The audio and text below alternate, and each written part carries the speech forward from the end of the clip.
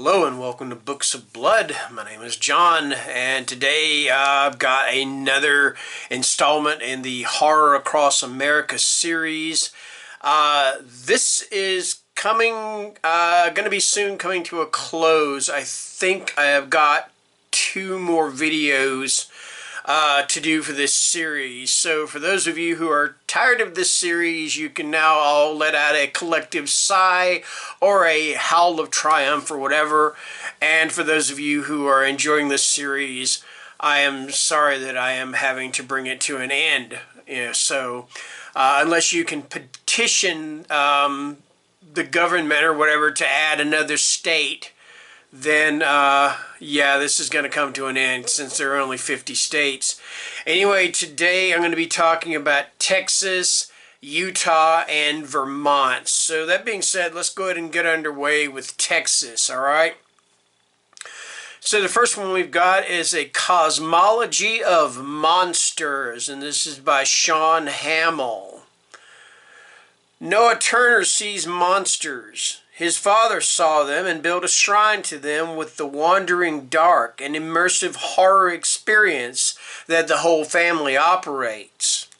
His practical mother has caught glimpses of terrors but refuses to believe, too focused on keeping the family from falling apart. And his eldest sister, the dramatic and vulnerable Sydney, won't admit to seeing anything but the beckoning glow of the spotlight until it swallows her up. Noah Turner sees monsters, but unlike his family, Noah chooses to let them in. And that is a Cosmology of Monsters, and that is by Sean Hamill. And if I'm talking a little bit calmer and not being as excitable or whatever, I got a little bit of a sinus headache. My nose is a little bit just kind of congested, and I'm just having trouble with that. So I apologize if I don't sound right.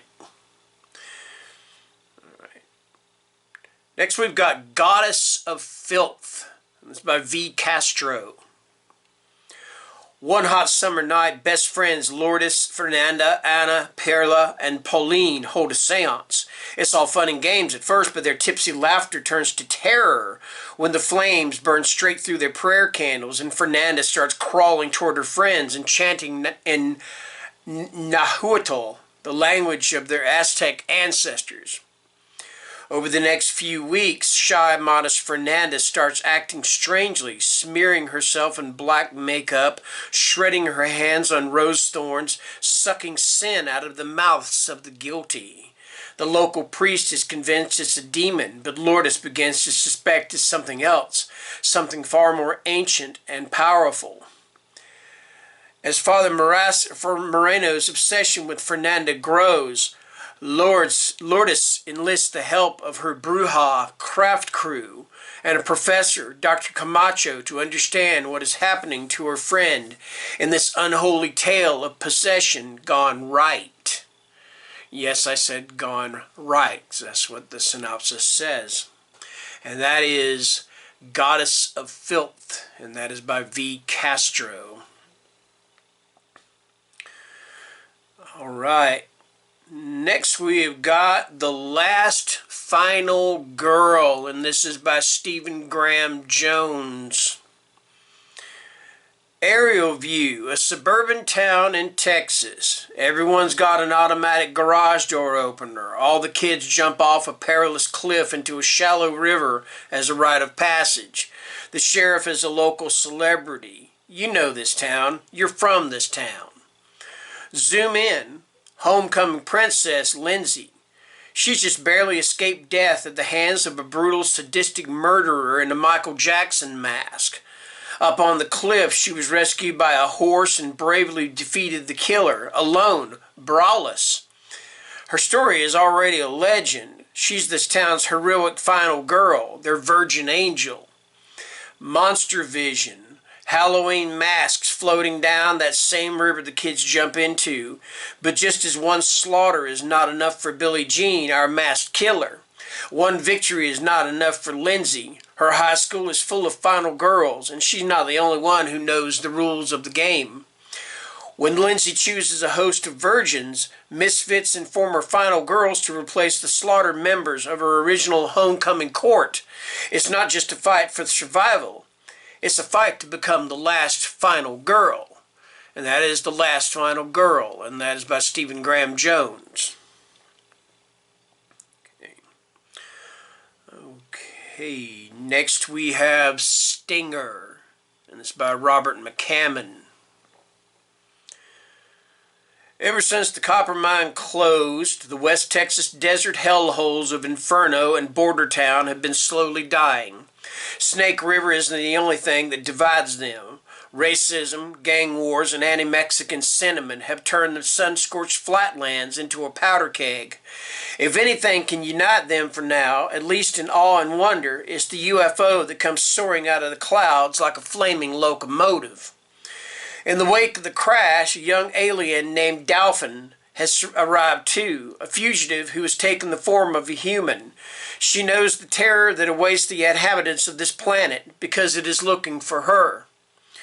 When Stinger, the monstrous alien bounty hunter, arrives, it's with a destructive fury and a devious plan to find Dolphin by entombing the residents in an impenetrable and inescapable dome. A relentless killing machine, Stinger has an infinite capacity for death and destruction. And over the next 24 hours, this town is going to bleed and burn. Now the few remaining survivors must come together to protect Dolphin, themselves, and the world beyond from total annihilation. And that is Stinger, and that is by Robert McCammon. Right, now this next author, I've got a couple of books here in the Texas section. This one isn't necessarily a horror novel, as they say, per se, but there are some scary moments to it. And this is The Bottoms, and this is by Joe R. Lansdale. I just didn't feel like I could talk about Texas and horror without mentioning The Bottoms or mentioning Lansdale at all, alright? It's 1933 in East Texas, and the Depression lingers in the air like a slow-moving storm. When a young Henry Collins and his little sister stumble across the body of a black woman who has been savagely mutilated and left to die in the bottoms of the Sabine River, their small town is instantly charged with tension. When a second body turns up, this time of a white woman, there is little Harry can do from stopping his Klan neighbors from lynching an innocent black man. Together with his younger sister, Harry sets out to discover who the real killer is, and to do so, they will search for a truth that resides far deeper than any river or skin color. And that is The Bottoms, and that is by Joe R. Lansdale. Okay. Alright, next up we've got In the Valley of the Sun, and this is by Andy Davidson. One night in 1980, a man became a monster. Haunted by his past, Travis Stillwell spends his nights searching out women in West Texas honky-tonks. What he does with them doesn't make him proud, just quiets the demons for a little while. But after Travis crosses paths once more with a mysterious pale-skinned girl, he wakes weak and bloodied in his cab-over camper the next morning, with no sign of a girl, no memory of the night before. When motel owner Annabelle Gaskin offers the cowboy a few odd jobs to pay his board, he takes her up on the offer. By day, he mends the old motel, insinuating himself into the lives of Annabelle and her 10-year-old son. By night, in the cave of his camper, he fights an unspeakable hunger.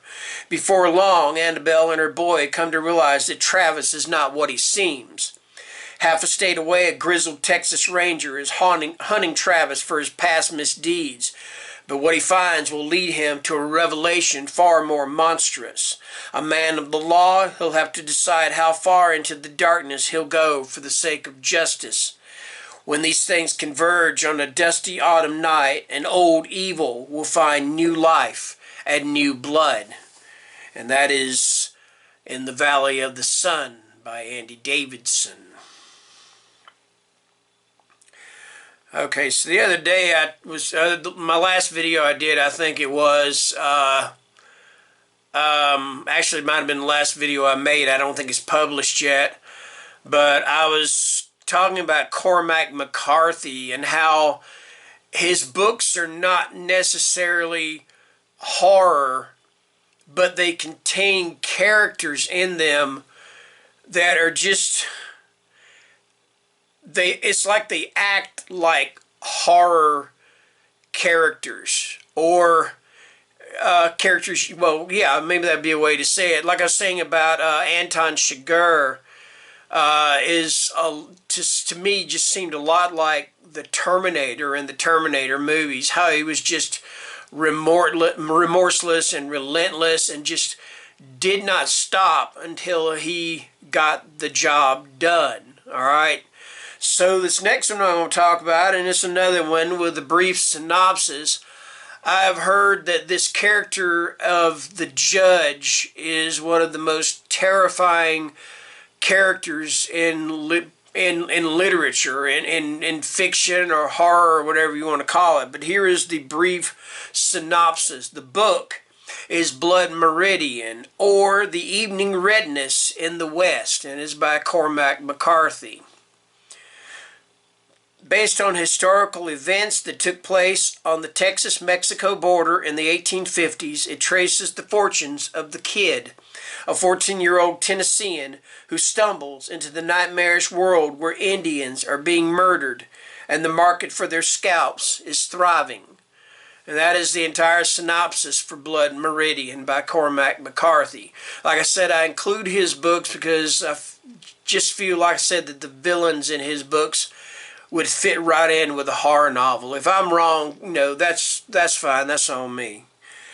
Anyway, the next one we have is The Drive-In, a B-movie with blood and popcorn made in Texas. And this is by Joe R. Lansdale. The end of the 1980s, drive-in movie culture is mostly dead with one significant exception, the Orbit Drive-In. A drive-in theater so large it houses multiple stories, high screens that fill the sky and can hold 4,000 cars and all the people who can squeeze in them. It's a lit city that fills to the brim on Friday nights. Crowds gather for the dusk to dawn horror shows. Horns honk, barbecue grills sizzle. People yell and act the fool, ready for the marathon of one low-budget horror film after another. But then suddenly the world changes in front of their eyes, not on the screens.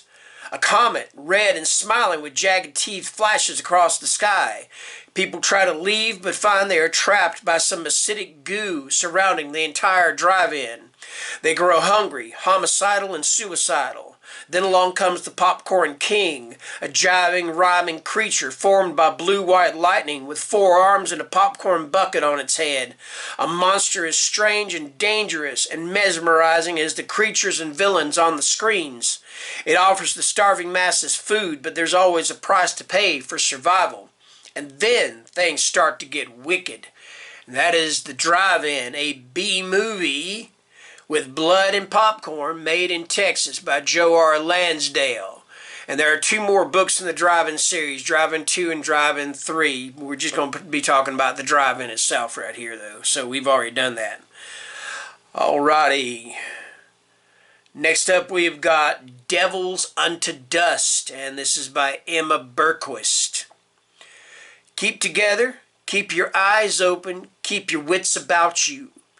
The desert is unkind in the best of times, and the decades since the Civil War has been anything but the best of times for Daisy Wilcox, call her Willie, and her family. This tense, heart-pounding alternate history about a young woman fighting to survive the unthinkable will keep fans of Westworld, and The Walking Dead reading late into the night.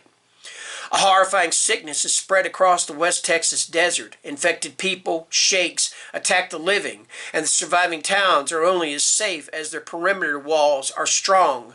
The state is all but quarantined from the rest of the country. Glory, Texas is a near ghost town. Still, 17-year-old Willie has managed to keep her siblings safe, even after the sickness took their mother. But then her good-for-nothing father steals a fortune from one of the most merciless shake hunters in town, and Willie is left on the hook for his debt. With 2 young hunters as guides, Willie sets out across the desert to find her father, and the desert holds more dangers than just shakes. This riveting debut novel blends true grit with 28 Days Later for an unforgettable journey. And that is Devils Unto Dust by Emma Berquist. And that's going to do it for Texas. So let's move into Vermont. I have only got one book for, I'm sorry, not Vermont, Utah. Let's move into Utah. I've only got one book for Utah. So that is The Open Curtain, and it is by Brian Evanson. When Rudd, a troubled teenager, embarks on a school research project, he runs across the secret Mormon ritual of blood sacrifice and its role in a 1902 murder committed by the grandson of Brigham Young. Along with his newly discovered half-brother, Rudd becomes swept up in the psychological and atavistic effects of this violent antique ritual. As the past and the present become an increasingly tangled knot, Rudd is found, with minor injuries and few memories, at the scene of a multiple murder on a remote campsite. Lindy, the daughter of the victims, tries to help Rudd recover his memory, and together they find a strength unique to survivors of terrible tragedies. But Rudd, desperate to protect Lindy and unable to let the past be still, tries to manipulate their Mormon wedding ceremony to trick the priest and God by giving himself and Lindy new secret names that match the killer and the victim in the 100-year-old murder. The nightmare has just begun, and that is The Open Curtain by Brian Evanson. All right, like I said, that is the only book I've got for Utah, so let's move on into Vermont. And the first one I'm going to talk about for Vermont is The Winter People, and this is by Jennifer McMahon. West Hall, Vermont has always been a town of strange disappearances and old legends. The most mysterious is that of Sarah Harrison Shea, who in 1908 was found dead in the field behind her house just months after the tragic death of her daughter. Now, in present day, 19-year-old Ruthie lives in Sarah's farmhouse with her mother, Alice, and her younger sister. Alice has always insisted that they live off the grid, a decision that has weighty consequences when Ruthie wakes up one morning to find that Alice has vanished. In her search for clues, she is startled to find a copy of Sarah Harrison Shea's diary hidden beneath the floorboards of her mother's bedroom. As Ruthie gets sucked into the historical mystery, she discovers that she's not the only person looking for someone that they've lost. But she may be the only one who can stop history from repeating itself. And that is The Winter People, and that is by Jennifer McMahon. Okay, next up we have got Hangs a Man, and this is by Shirley Jackson. Shirley Jackson's chilling second novel based on her own experiences and an actual mysterious disappearance. 17-year-old Natalie Waite longs to escape home for college.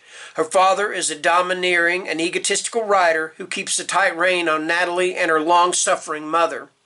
When Natalie finally does get away, however, college life doesn't bring the happiness she expected. Little by little, Natalie is no longer certain of anything, even where reality ends and her dark imaginings begin. Chilling and suspenseful, Hangs a Man is loosely based on the real-life disappearance of a Bennington College sophomore in 1946. And that is Hangs a Man, and that is by Shirley Jackson. Okay, next up we've got Home Before Dark, and this is by Riley Sager. What was it like living in that house? Maggie Holt is used to such questions. 25 years ago, she and her parents, Ewan and Jess, moved into Bainbury Hill, a trembling Victorian estate in the Vermont woods. They spent 3 weeks there before fleeing in the dead of night, an ordeal Ewan later recounted in a nonfiction book called House of Horrors. His tale of ghostly happenings and encounters with malevolent spirits became a worldwide phenomenon, rivaling the Amityville horror in popularity and skepticism. Today, Maggie is a restorer of old homes and too young to remember any of the events mentioned in her father's book, but she also doesn't believe a word of it. Ghosts, after all, don't exist. When Maggie inherits Baneberry Hall after her father's death, she returns to renovate the place to prepare it for sale. But her homecoming is anything but warm. People from the past, chronicled in House of Horrors, lurk in the shadows, and locals aren't thrilled that their small town has been made infamous thanks to Maggie's father. Even more unnerving is Baneberry Hall itself, a place filled with relics from another era that hint at a history of dark deeds. As Maggie experiences strange occurrences straight out of her father's book, she starts to believe that what he wrote was more fact than fiction. And that is Home Before Dark, and that is by Riley Sager. All right. Okay, last but not least, for Vermont, we have Shadowland, and this is by Peter Straub, and this is another one with a rather brief synopsis, okay? Best friends Tom Flanagan and Dell Nightingale, apprentices to a master magician, enter a dark realm of immeasurable evil, more ancient than death itself, where only one of them will survive. And that is Shadowland, and that is by Peter Straub. And that is going to do it for Texas, Utah, and Vermont in this installment of Horror Across America. Like I said, I believe I have only 2 more videos to go for this series. So until next time, take care and stay scared. Thank you. Bye-bye.